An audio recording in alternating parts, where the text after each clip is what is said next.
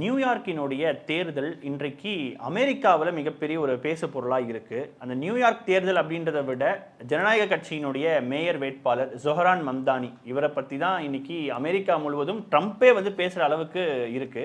So முதல்ல sir, இந்த New York அப்படின்ற நகரம் எந்த அளவுக்கு அமெரிக்காவில் முக்கியத்துவம் வாய்ந்தது, அதுக்கப்புறம் இந்த தேர்தலை பற்றி பேசுவோம். ஓகே, அது தேர்தல் நியூயார்க் தேர்தல் கிடையாது, நியூயார்க் மேயர் தேர்தல்.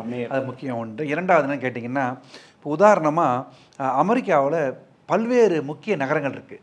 Washington, New York, Atlanta, Los Angeles, San Francisco, Boston, Chicago அப்படின்னு பல்வேறு இருக்குது. ஆனால் நியூயார்க் மட்டும் ஏன் முக்கியத்துவம் வாய்ந்ததுன்னு கேட்டிங்கன்னா, உலக வரைபடத்தில் எந்தெந்த இனக்குழுக்கள் இருக்கோ அத்தனை பேர் அங்கே இருப்பான். நியூயார்க்கில் ஸ்பானிஷ் இருப்பாங்க, சைனீஸ் இருப்பாங்க, கொரியன்ஸ் இருப்பாங்க, இந்தியன்ஸ் இருப்பாங்க, யூரோப்பியன்ஸ் இருப்பாங்க.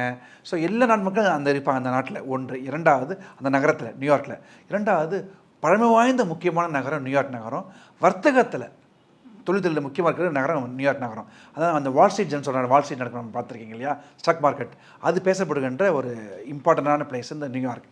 அதனால தான் பார்த்தீங்கன்னா நியூயார்க் என்பது ஒரு பெருநகரம்.